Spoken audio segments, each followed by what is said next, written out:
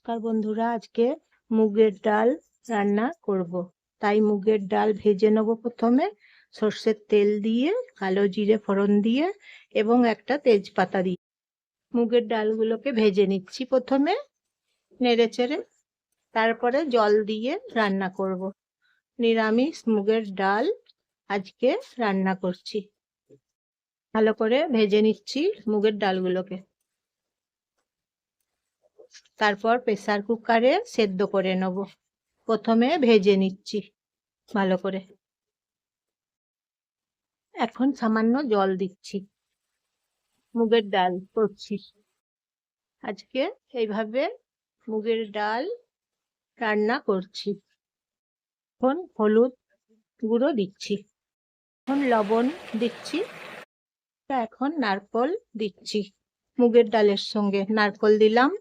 আমি জয়া, আপনারা সবাই জয়ার রান্নাঘর থেকে নমস্কার নেবেন বন্ধুরা, সবাই শুভেচ্ছা নেবেন এবং কেমন হয়েছে বলবেন। নারকোল দিয়ে মুগের ডাল রান্না রেসিপি আপনারা সবাই কমেন্ট করে জানাবেন এবং একটা লাইক করে দেবেন এবং একটা সাবস্ক্রাইব করে দেবেন আর শেয়ার করে দেবেন প্রচুর প্রচুর, সবাইকে আপনজনদের সবাইকে শেয়ার করে দেবেন।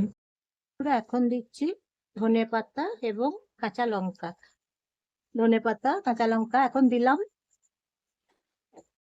ভাবে মুগের ডাল নিরামিষ নারকোল দিয়ে রান্না করে নিচ্ছি। ধনে পাতা, নারকোল, মুগের ডাল নিরামিষ রান্না করে নিচ্ছি বন্ধুরা। দেখুন, এখন প্রেসার কুকারে চাপিয়ে নিচ্ছি।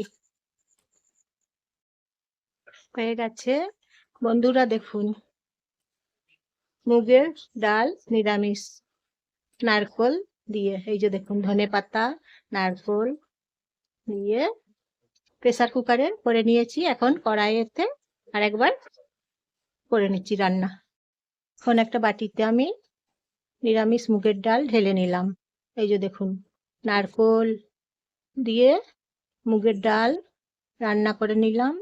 রুটির সঙ্গে পরোটার সঙ্গে খাবো তাই।